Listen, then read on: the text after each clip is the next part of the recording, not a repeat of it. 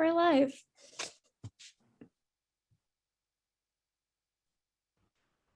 Hi everyone, happy Thursday. It's finally going to be the weekend.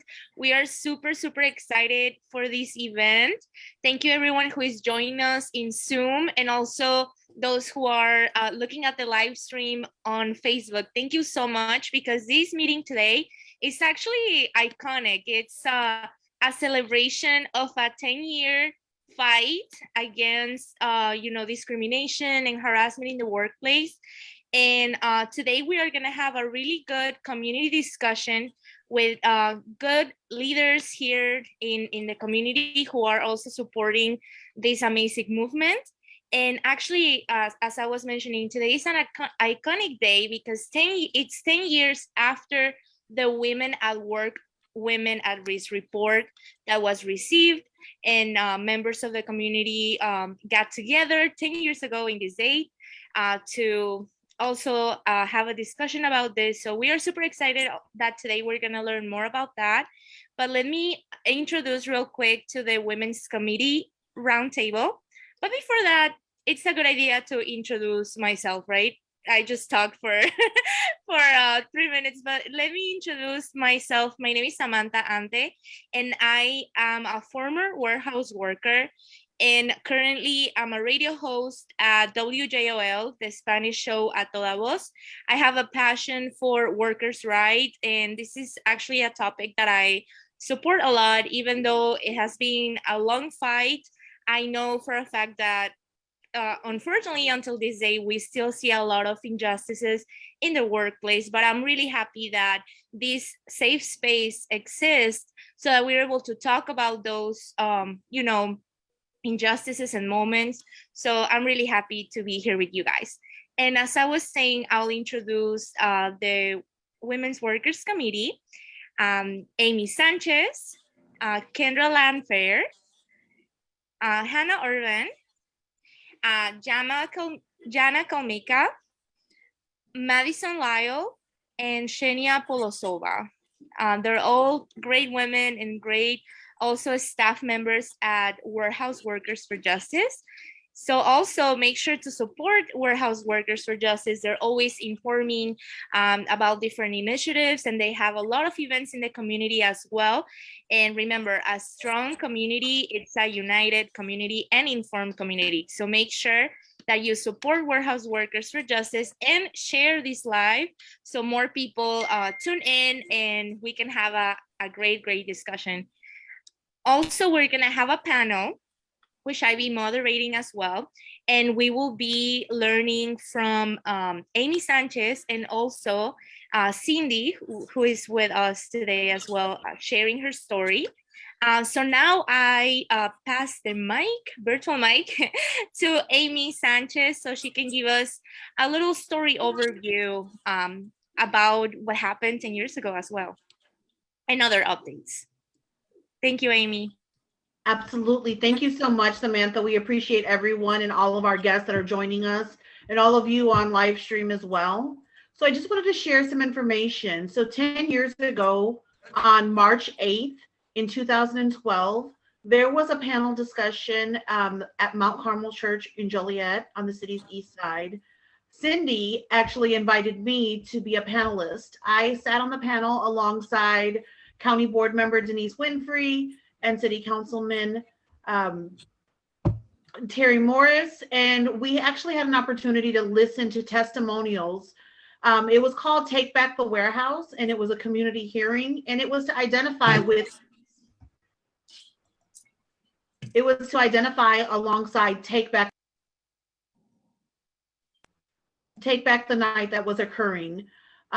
There was many testimonials, and women were sharing stories of how they were paid $2 and $3 an hour less than men to do the exact same job in the warehouse. They were talking about being told, if you don't like this job, we'll replace you tomorrow. And for me personally, the most resonating experience and the most powerful of all, every single story that was shared was very, very powerful. One was about a woman that was locked in a trailer by a male counterpart and was told and was harassed, sexually harassed in that trailer.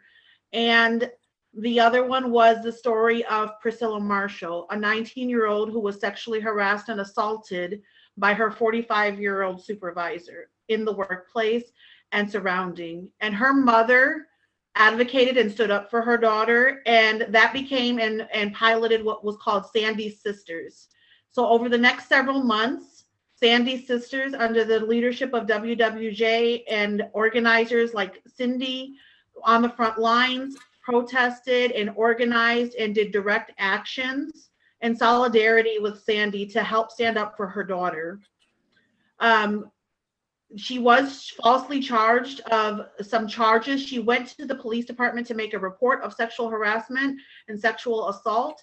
And in turn, before she left the police department that day, she was arrested because that same supervisor accused her of stealing. Because of the work and advocacy that was done 10 years ago, those charges were then dropped by the state's attorney, and Partners Warehouse suffered a great loss by the public embarrassment and shame and the exposure that the community rallied behind at that time. We want to talk about some of the wins that have happened since then. Warehouse Workers for Justice was instrumental in fighting and advocating with IFCO. It's a multinational corporation that washes produce and pallets from grocery stores, and MTIL was a third-party logistics company that ran that warehouse. There was a lawsuit that was filed about rampant gender discrimination in that warehouse. And in that warehouse, the Attorney General at the time, Lisa Madigan, found in favor. And just recently in 2019, that warehouse went into a dissent decree and had to pay several fines. They had to implement new policies about sexual harassment and gender-based discrimination in the workplace, and that was as recently as 2019. We wanted to share that history, and when we get into our panel discussion and questions, there'll be more history that's shared about the work that was done 10 years ago and what our fight looks like today. So I want to pass it back over to Samantha because we're going to get into some questions and some dialogue and dig a little bit deeper about what the experiences were for folks back then and what it looks like today. Thank you so much, Amy. And wow, that's like such a small world, because I actually recruited people for IFCO when I used to be a staffing recruiter. And yeah, the working conditions that are there are, extremely, like there was dirty water. They wouldn't give them any gloves to cover themselves, and also they would give, some women like jobs so that like they will feel harassed for men. Like I had a couple ladies that came up to me and they were like, I think the supervisor is putting me there just so that I'm like with these guys, like I don't feel comfortable. So sometimes as women, we have to go through difficult situations, but this is why, these safe spaces are available for us to open up and fight the hard fight. That's why we continue to invite you to join the Working Women Committee. And in a little bit, we'll talk about how you are able to join. But remember to keep sharing our live stream, because I'm pretty sure that we, as former warehouse workers that are watching us, we can all relate to similar situations that will be spoken today and hopefully come to an end once, as a community, we come together. But let's get started with our panel. We have Cindy with us today that will be one of our panelists, along with Amy Sanchez. And the first question, can you please share with us your story and history? Cindy? Oh, sure. The way I became an organizer for WWJ was I was working for the Bissell warehouse. I was actually going from warehouse to warehouse through the temp agencies. And then I won't say now, things have changed a little bit, but then it was, they would say 90 days, we're going to hire you on, but in 90 days, they let you go, then they pass you on, you know what I mean? So you end up going to another job and, staying there for whatever. So it was kind of what we call permatemps, which makes absolutely no sense, but that's what it was. So I ended up working for Bissell. And I believe that's just about the time when WWJ was forming. So, there was a lot of bad working conditions, that it was bad, so, and even the hours and the way people were being paid, just the whole nine. And so I was sharing with everyone earlier that I had gotten a kind of supervisor position, where I was making a little bit more than everyone else. And so when WWJ came to our warehouse, they came to kind of try to organize the temps. And so when they came, they talked to a few people or whatever. And so everybody got together and they were like, well, yeah, we're going to walk out on this particular day. We're leaving, so, and they did. And I didn't because I was a single mom. The job was paying a little bit more than I was being paid at the other warehouses. So I just felt like, listen, this ain't got nothing to do with me. I got to take care of my babies. Yeah. You know what I mean? So,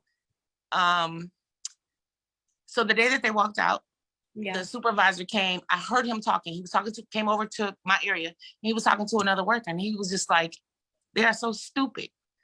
We're going to replace them in the morning. They're temps, and something about that, just everything else I was thinking as far as, the kids or whatever, because I'm thinking to myself, like, you could care less about any of us. That's how you think about all of us, including me, because I can be replaced just as well. So the next time WWJ had the meeting, it was, I'm not sure where it was, but they had another meeting and I went and I stood and I apologized to all my coworkers for not, so I was like the last one to come on board with WWJ because, you thinking you want to, because I've always been that one that, I'm going to stand up for myself. I'm going to speak, whatever. But when you got kids, you're trying to take care of them or whatever. And this is kind of stable and, it ain't far from the house. So you ain't got to worry about gas money and the whole nine. So yeah, but when you realize exactly the way that they feel about you, it makes a big difference. It makes a big, or at least it should. At least it should. So yeah. So, at the time, his name was Abraham.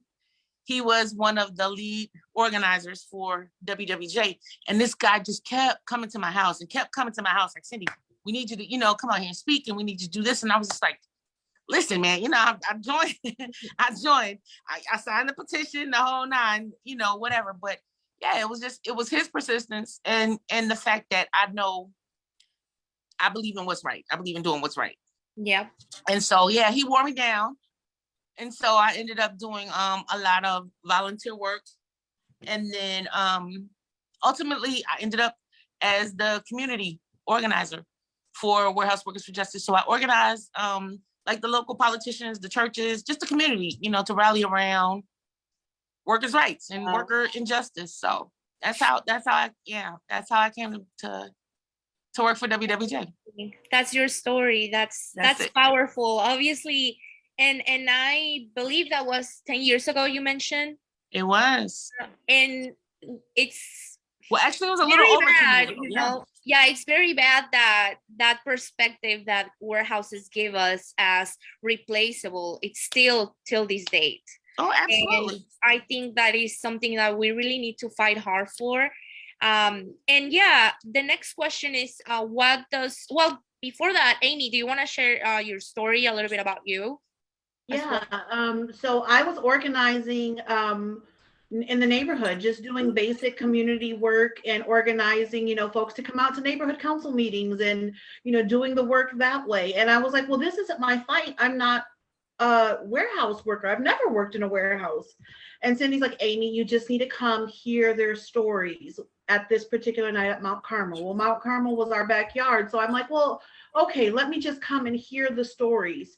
And like Cindy, and like so many of us that are watching today, we say, this isn't my problem. And you can kind of see in the report, what I mentioned is just like I was in tears at the end. And I was looking recently at the Facebook post I posted 10 years ago. And I said I was repenting. I was asking for forgiveness to my fellow man and my sisters, really, because I thought, like the Mamie Till Mosley, quote is, I thought if it wasn't, things that were going on, when she says things that happened in the South, that was their problems. It wasn't mine. I had a nice neighborhood. I have a nice job. I don't work in a warehouse. But when there's something going on or there's some things aren't right, it should be the business of all of us, because when something happens to the extremes, everything, and injustice, whether it's pay injustice, sexual harassment, not being allowed to being promote. I work in the staffing industry too, and they are. If they're a heavy or a light, they get steered in one direction or the other, and we have reports on that. But that's still happening today. It's still happening where they assign numbers and they prefer to have Spanish speakers only here, or don't send Spanish speakers here, or don't send Black candidates. Yeah. Yeah, it's horrible that still to this date it's just by the numbers, by the production. And I think as consumers, people that are watching us, that they might not work our warehouse.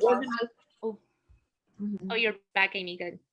Yeah, so I was just saying that as consumers as well, we have to look at the work culture that they're having in those companies that we are buying from, because we don't want to be, purchasing from a company that exploits their workers, that don't give them, the rights as human beings. So I think it's something to think about as a consumer as well.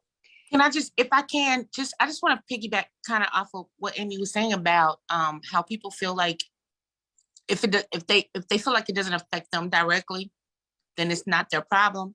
However, if you really think about it, and this was one of the things that I often said when I would have to go and speak to people, my thing is if you allow, just say a company like Walmart, right? If you allow them to pay workers, they're working 40 hours a week, right? And yet they still meet the income requirements for government assistance. So if you think that that's not your problem, you're nuts, because guess who picks up the slack?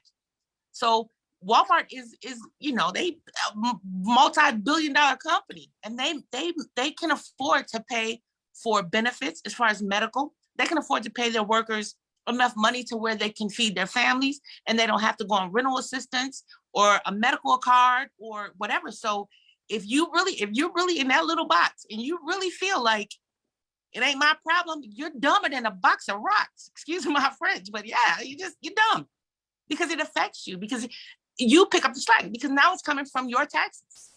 You know what I mean? And people would often say, well, if you would have gotten a college degree, then you wouldn't have to, work in those situations. And that's even dumb, because you can't do your job as CEO of a company with your bachelor's degree and your master's degree. You can't do your job without anything in your office. Everything that's touched. I mean, everything in your office is touched by a warehouse worker or a factory worker. So you can't do your job that you got those degrees for. You can't use your laptop if I don't pack it and store it and ship it. You know what I mean? You can't make any phone calls, because that phone came from a warehouse. Your desk came from a warehouse. Everything that you use to do this job that you were so highly educated for, you know what I mean? Nothing moves without warehouse workers. And that's what they need to understand. Nothing moves without you. And once you realize that, you'll realize how much power you really have and how you can really stand up for yourselves. Yeah. And also too, Samantha, like we were saying, is, what, as Cindy was mentioning, all of the things that were occurring, to help someone get in, get their work. Well, think about just in the last 2 years in our pandemic, how many warehouse people went out on the front lines that were essential workers. And, Cindy's, mentioning the mantra that WWJ has is nothing moves without us.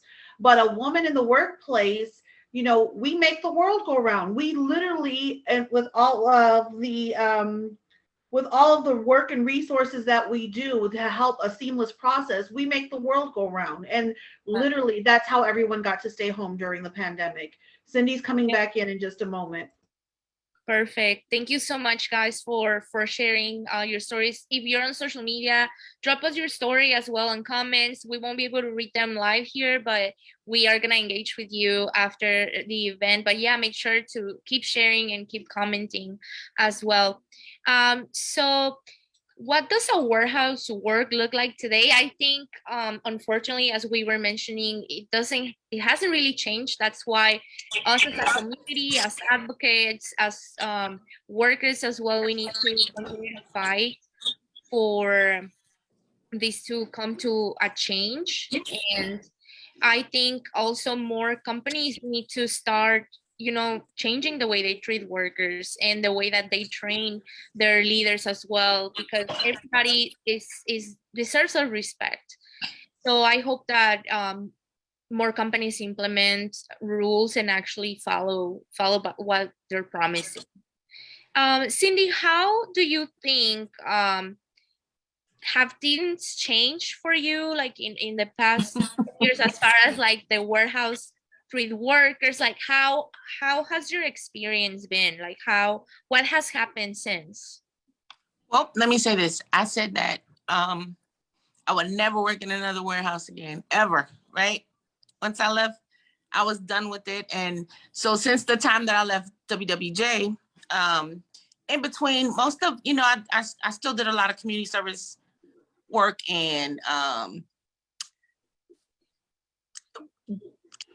basic like office jobs and things like that. Well, guess what? I'm back in the warehouse, but it's manufacturing now, and I'm actually union, right? Oh, okay. And I will say this: it's still a mess.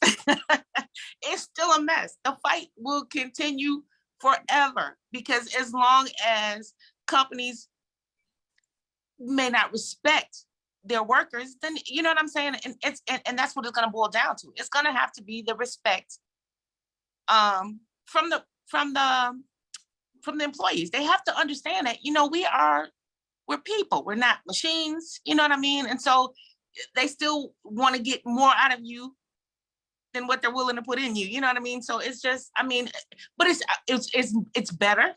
It's much better, you know what I mean? And every time I hear that warehouses now are starting at $14, $15 an hour, that's amazing to me. You know what I mean? Because I was in a warehouse where people were being paid per container.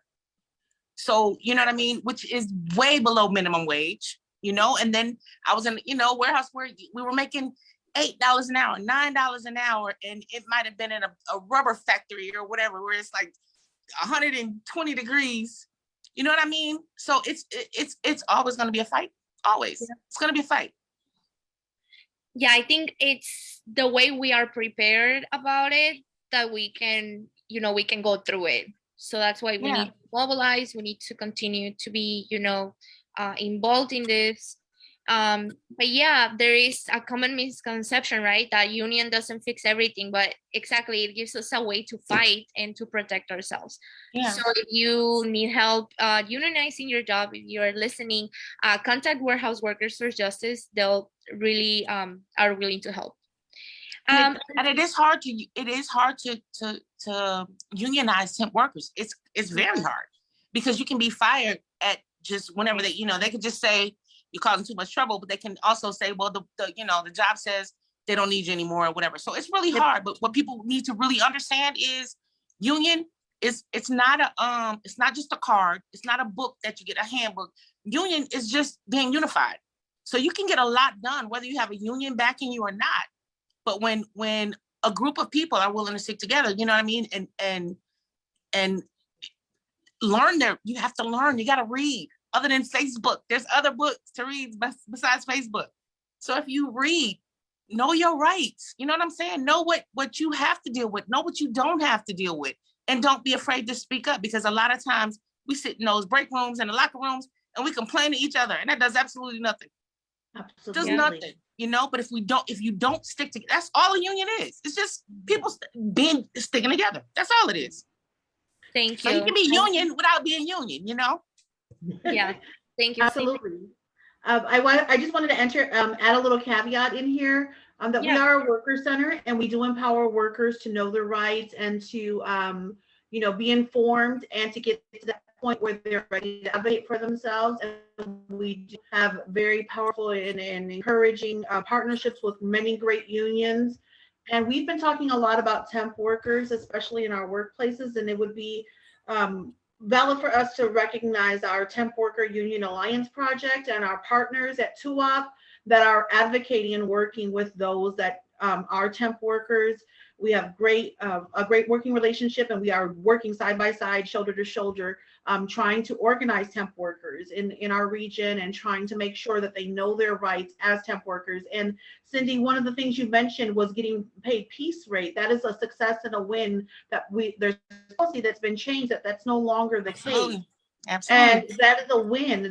There's also been policy where the temp agencies that would say, okay, we'll give you a ride to work, but we're gonna take money out of your paycheck. That is now illegal. And I don't know if everybody knows that or is aware of that, but that is against the law in the state of Illinois. Absolutely. You cannot be charged by that company to transport you to and from work. It is against the law in Illinois. So make sure that you are, like Cindy said, educating yourselves. And the one thing I also jotted down really quick, Samantha, when you were talking about what does warehouse work look like today, and we were talking before we went on live about 10 years ago when Cindy and I were on this panel having this discussion, how old were today's current warehouse workers going into the warehouse? If you think of that 18-year-old that they're recruiting, they're literally building warehouses in the backyards of Joliet Central, right down the street, because they're recruiting the 8-year-olds that go to the surrounding elementary schools right out of high school.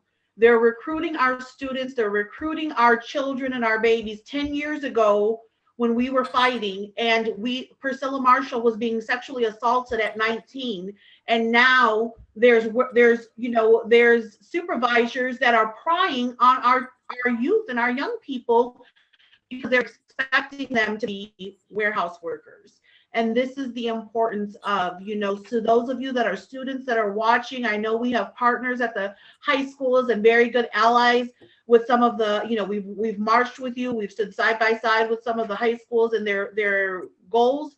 These are your students, and we are telling the students, your parents that are warehouse workers, get them involved, share this information with them. We would love to have, your parents that are warehouse workers, the university, when we did a presentation for the university, and some of those students that are working full-time at your Amazons, at your different warehouses, get involved and know your rights. It would be remiss of us, and Yana, I don't know if you want to jump in, but there was a garment worker, Justice for Jayshree. Jayshree was a garment worker in India that literally started was advocating for rights and the garment place. And she was standing up for her rights, and she was physically assaulted and then later died from her injuries by her supervisor in India. This garment worker is who provides garments for H&M. And we've all shopped at H&M. My kids shop at H&M. This is what Samantha was talking about. And because of her death, they ended up, correct me if I'm wrong, Yana, but they ended up forming an all-women's union in India, of all places. This is an injustice all the way across the globe. And this is small ways that we as women can stand in solidarity with one another and not let those deaths go in vain. Yana, did you want to add anything? No, I think you got it, Amy. Yeah, thanks for shouting that out. We did do a panel discussion with the International Justice for Jayshree movement, which is on our Facebook as well. But just to note, this is an important piece of the conversation because the global freight supply chain, right? This is a supply chain that's a system that moves our goods across many different countries, and we're seeing gender-based violence and workplace oppression and jobs without appropriate dignity and pay across all of these different places, right? So solidarity with our partners in India. And yeah, just to add to your piece about the Garment Workers Union, I believe that existed before, and Jayshree got involved, and that's why she lost her life, unfortunately, but her coworkers and other folks across the industry are still fighting for her legacy. Wow, yes, this is an issue, all across the globe. But going on with that topic that we were talking about, Cindy, did your, camera community with other, how do you think your experience differed from your male coworkers' experience in the warehouse? Like, what was your experience with that? With the male coworkers? Yeah, with the male coworkers. Well, I will say this: the warehouse is definitely a man's world. When you are a woman in a warehouse, everything you do, you have to do it 2-3 times better. You got to work, harder. Sometimes, you move boxes or you move things that you probably shouldn't, but it's just because you want to prove that, you know what I mean, I can do this job. And unfortunately, I was in the warehouse. I actually have a surgery coming up March the 3rd for like herniated disc and bulging disc and, all of that. And it just came from years and years of like warehouse work and, being on your feet and walking the concrete or whatever. And it's just, it happens. It may not happen to everybody, but it depends on it. But that was part of the reason. But yeah, you do. You have to, and then you have to have a tough skin because you don't want to, guys are sitting there talking, they might be telling some jokes, so whatever. And so you don't want to appear to be like a, what I mean? You just, like you're offended. Or like flirty. It can seem like you're being flirty or something. Yeah. Or they, sitting there and talking about this broad or B word that they've had, you know what I mean, or whatever. And it can get a little offensive, but then you have to understand, okay, listen, I'm just here to work, even though you shouldn't have to deal with that. You know what I mean? You shouldn't have to deal with that. I've never really had any serious sexual harassment or whatever. You have guys that as soon as you walk in the warehouse, you knew whatever, they're gonna, shoot the shot or whatever.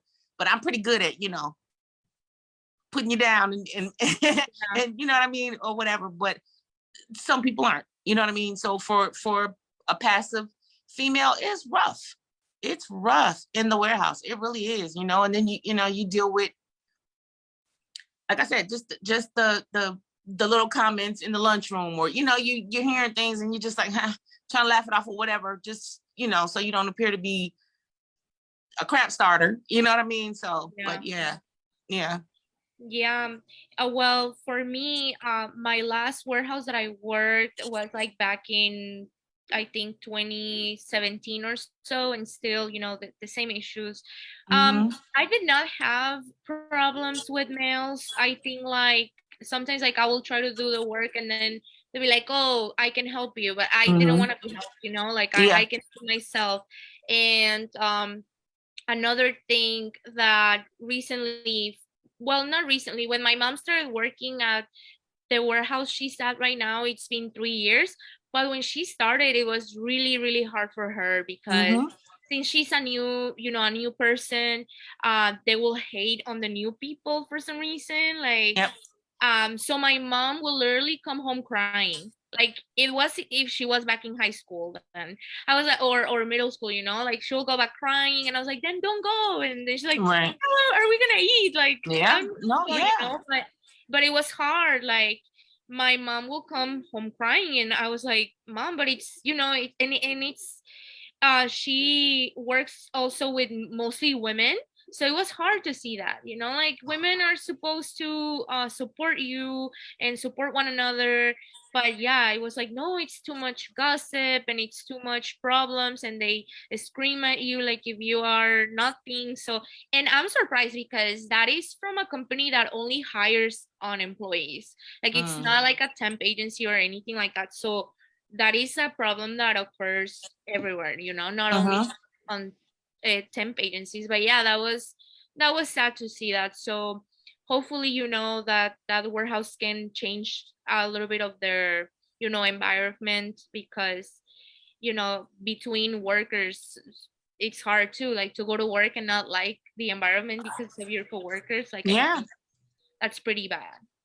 I've literally pulled up and just like puked in the parking lot before going into work because I hated it that bad, but I had to be there because I needed to make the money. You know what I mean? So yeah, no, I get it. Yeah, it's hard.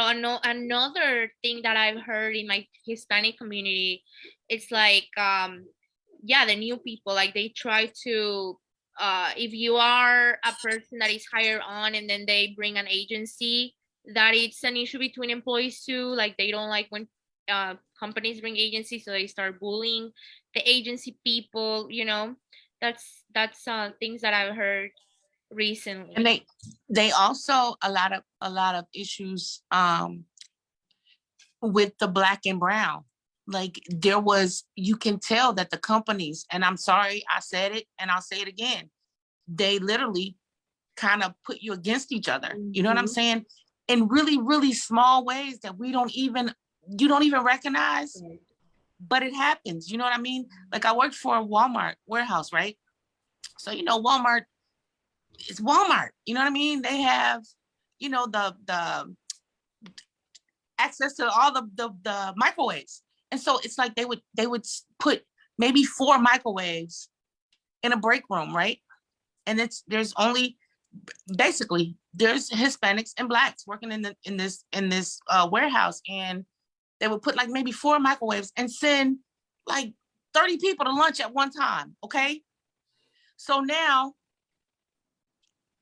so this is how it is. So black people, we put our we put our lunch. Amy knows I'm 100, right? So we pack our lunches or whatever in one plate. You throw it in the microwave. You good? You pop it out. You eat it. And then my Hispanic sisters, they have to heat up the beans and then the rice and then the tortillas or whatever. So we have 30 minutes to eat, right? So now we're in there arguing with each other over a microwave. Now it sounds silly, but it's the truth. If you think about it, you know what I mean? You give us 30 minutes, you send 30 people with 4 microwaves. Okay. And so what we're arguing about is not even about us. It's about the company that put 4 microwaves in this break room. You know what I'm saying? But we're pissed at each other. Now we're working with each other, and I don't want to talk to you, and I don't like you. And it was ridiculous. It's absolutely ridiculous, but it's the small things that we don't see. We don't see, but we gotta, stay focused and pay attention what's really going on in those warehouses. Thank you for sharing, Cindy. Amy, did you have any experience? You think your experience differ from male coworkers in the warehouse? So I don't have that direct experience, but some of the things that the context that I've spoken to, and I think it's important to reference is, just even recently when we have the future of workers, and I have, some of my colleagues, even, one person that couldn't be here today that described, working in a large mega warehouse such as Amazon and a restroom that is so far away. And everyone knows that women need to use restrooms, especially certain times of the month more than others. And there's a 10-minute break and it takes you 15 minutes to get to the restroom and you're having to go back. You get a 30-minute lunch break. And, how are you able to do this? And the things that kind of are structurally, it's microwaves when they play you against race. It's bathrooms when they play you, against gender. Yeah. When just structurally, you just have to be more feasible, responsible. And it's possible. It is very much possible. Even like our brothers and sisters in Edwardsville that, had a press conference earlier today. At what point does a company say we're going to put the people's safety over the profits? And we live in Tornado Alley and there's a tornado coming and we have to take refuge and seek safety. At what point do we put the women in this warehouse and say, okay, we know that there's an overwhelming majority of women here. Let's put more restrooms when we build these structures. You have the money to do it. Let's put people over profits and let's help us advocate. And, someone just mentioned in the chat, is it to keep workers from trying to organize and if we're pitting against each other, and this goes beyond the workplace, this goes in our community, in our neighborhoods, and our housing rights, in our, justice system, like we are so easily pitted against each other. And I just want to encourage us, and I know we're wrapping up on time here soon, is as women, we have to be the ones that step up to the plate and be proactive, saying, I'm not going to stand for injustice in my workplace. I'm not going to stand for injustice in my neighborhood. I'm not going to stand for injustice in the education system, And also the other thing that we recognize and we see very often that's pitted against the primary caregiver, which is not always, to my men out there that take care of their children, but is more than likely the woman, like Cindy mentioned, like Cindy, I was a single mother at the, for a long period of time. And if my child's sick, I have to take care of them. If my child has been at, how many mothers in the last 2 years have had to quarantine with their child? And what does the workplace, especially a warehouse, say about that? They're not giving that ample thought and time and consent process of planning. It's profits first and people second. And we have to change the dialogue and put people first and profits next. When you invest in people, when you empower people, they become better all the way around in all of those different avenues that we explained and talked about. Thank you so much. And also with the overtime, the way they'll just come out and be like, hey, we need you guys to stay, and you have moms that have kids. I specifically chose this shift because it works well for my kids. You know what I mean? So then you'll be like, well, no, we need you to stay over an extra 3 hours or whatever, or this mandatory. And you have to think like, I got babysitters, you know what I mean? Or my kids I got to pick my kids up from school or whatever. They could care less about your babies. You know what I mean? Yeah. They don't care. So yeah, that was one of the big issues with women. And it's like they're moms and they're trying, they don't want to lose their job, but they'll tell you, you can go home, but don't come back. That's horrible. Yeah. And then, we're wrapping up in a little bit, but the last two questions is, do you have a community with other women in the warehouse that you work, Cindy? Do I have a community? Yeah, that you had a community of women in the warehouse that you worked? That you can camaraderie, yeah, like a camaraderie. Yeah, no, normally, like in the warehouse, I'm always like people call me auntie in the warehouse, or they call me Mama Cindy. You know what I mean? Because I do, and you know what? I'm sorry. I have to. My doorbell is ringing. I'm gonna run down here. I'm so sorry. I'll be right back. And so I'll go ahead and jump in. That we are looking for those that are wanting to find more information out about having that workplace camaraderie with women, that are willing to come and be a part of and seek more information to empower their fellow workers in the workplace. And if that's you, we welcome you to come and be a part of the Women's Committee. Ideally, we would have a women's committee in every single warehouse, throughout the Chicagoland and Will County area. But right now we're working regionally, and we are, doing that. But ideally, we want to empower a sisterhood of workers that empower each other, and women that are encouraging each other to know their rights, to speak up, to advocate, and to organize. Thank you so much. Now Kendra is actually going to show us how you guys can join the Women's Committee. Yeah, and first I just wanted to say, just like overall, like we clearly need justice for our women in the warehouses. So join us in this fight. We have meetings. We're planning on having meetings every third Thursday of the month at 6 o'clock. And I can put in the chat like our contact information, and you can reach out to us on our Facebook page, and I'll go ahead and put that in the chat on Facebook too. I just put it in there. So if you can follow us on our Facebook group, and contact me or Amy if you want to get involved in the Women's Committee. Thank you so much. Yeah, super excited. And also don't forget to follow Warehouse Workers for Justice on social media. They post whenever they have meetings or events coming up. Thank you everyone who joined us today. We are really happy that the audience also enjoyed this conversation, and hopefully we get to open, more spaces like this. Some advice that I will give women in the warehouses right now is, if you see something, say something. Don't keep it to yourself. If you are not safe, there are organizations out there like Warehouse Workers for Justice that can hear you, that can validate you, that believes you, and that can give you the steps to take, if you are ready to talk about an issue in the workplace. But yes, thank you again for everybody that it's also on Zoom with us that joined this conversation. And I'm really looking forward for more. Cindy, before we leave, do you want to give some advice or some words of encouragement to women working in the warehouses now? Basically to just keep doing what you guys are doing. You know, you got some great leaders. You yeah, basically like I said, it's always going to be a fight, but you just, you know, you have to stand firm. And what people don't understand is that women, we always get it done.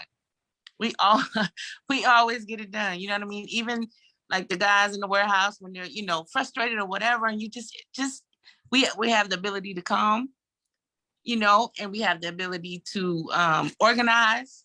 We got kids, you know what I mean? You do you do it with your kids. But yeah, and the main thing is just that, you know, when you guys are holding the Know Your Rights seminars and all of that, just encourage the workers to come, because you can't stand up for something you don't know, you know? So if you don't know your rights, you can't stand up for them. So just, you know, get educated about your rights, and just understand that, you know, you don't deserve any type of disrespect. You know, just like you walk into one job, you can walk into another one. Don't tolerate anything, you know, especially if you see that there's no possibility of any type of change. There's no open door policy where you can go in and talk to anyone. So just, you know, and I get it. Everybody needs to, you know, you got to take care of your family. You got to support your families. But yeah, the main thing is going to take, you're going to have to organize, and you're going to have to stand up for yourselves. Exactly. And try to keep, you know, the work together. Try to unionize as well if you can, if you're able to, if you feel ready. It's always encouraged as well. But thank you, Cindy, for sharing this. Thank y'all for having me. And we're gonna sign off now. Thank you so much for joining us today, and we hope to have another space like this very soon.